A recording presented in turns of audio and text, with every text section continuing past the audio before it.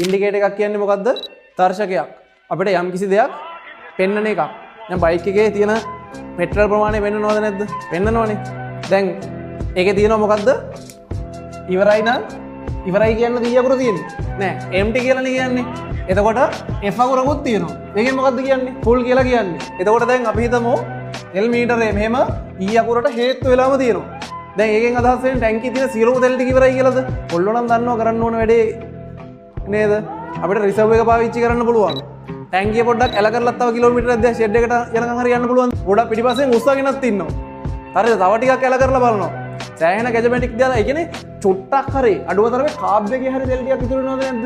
ඔය ඉතුරු වෙනවනේ. එහෙනම් දැන් ඊ අකුරෙන් කියන්නේ ඉවරයි කියන එකද? නෑ. හැබැයි ඉන්ඩිකේටර් එකේ වෙන්නන්නේ මොකද්ද? ඉවරයි කියලා. හැබැයි ඉවරයි කිව්වට ඉවරම නෑ. එහෙනම් RSI එක 30ට ආවා කියලා අප් වෙනවද? 70ට ගියා කියලා ඩවුන් වෙනවද? පැහැදිලිද කතාව? ඒ වගේ තමයි මේකත්. ඉන්ඩිකේටර් එකකින් පෙන්වන්නේ යම්කිසි තොරතුරු ටිකක්. ඒක 100% නිවැරදි වෙන්නේ නෑ. ඒක නිසා තමයි ඉන්ඩිකේටර් එකක් විතරක් පාවිච්චි කරලා මාකට් එක ඇනලයිස් කරන්න බැරි. කරන්න බැරි නෑ. හරිද? ඉන්ඩිකේටර් එක අවුරුදු ගාණක් පාවිච්චි කරලා එක්ස්පීරියන්ස් එකක් තියෙන මිනිස්සුෙකුට ඒක හැසිරෙන විදිහ අනුව ට්‍රේඩ් කරන්න පුළුවන්. බැරිකමක් නෑ. හැබැයි මෙච්චර දේවල් තියෙද්දි ඒක විතරක් පාවිච්චි කරනවා කියලා කියන්නේ මෝඩ වැඩක් නේ. මෙච්චර දේවල් තියෙද්දි එකක් විතරක් අපි පාවිච්චි කරන්නේ. මේ දේවල් ටික පාවිච්චි කරලා තවදුරටත් කන්ෆර්මේෂන් ඕන නම් ඉන්ඩිකේටර්ස් පාවිච්චි කරන්න.